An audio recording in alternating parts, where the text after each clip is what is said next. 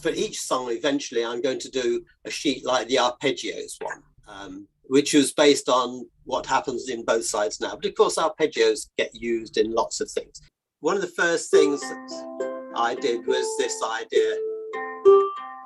So if you're just doing Pima, then you can get a very nice 6/8, like in Alleluia.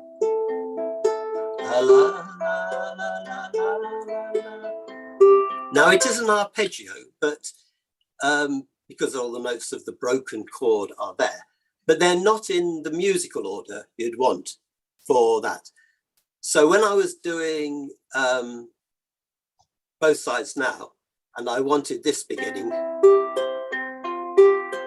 instead of starting with the thumb, I start with the index finger, and I call this impact because in fact you're going I-M-B-A. Okay, there's no C and it's a no T, but never mind.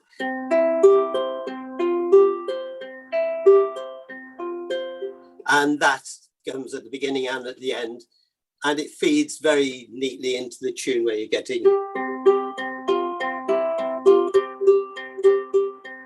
And you're keeping some sense of this arpeggio idea of breaking the chords beneath the melody. Now, and we'll look at other things where that happens.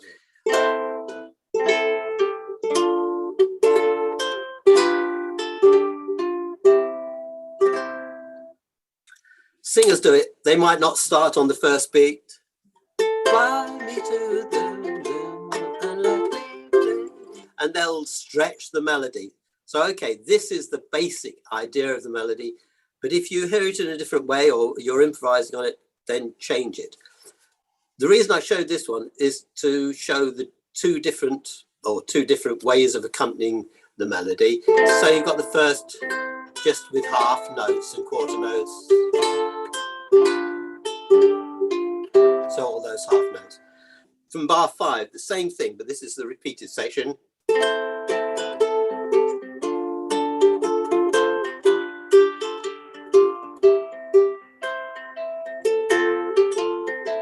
And then you'd carry on like that. Originally, it had been written in 3/4 time.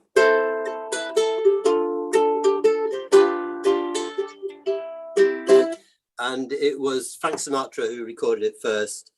And it was with, I think, Quincy Jones. And they decided, no, it'd be more punchy if we did it in 4/4. But it's nice to do it in the other key.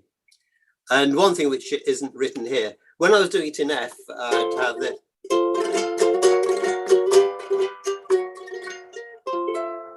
As an ending to it, which shows using a bar chord with 3 fingers. When I'm doing it in C,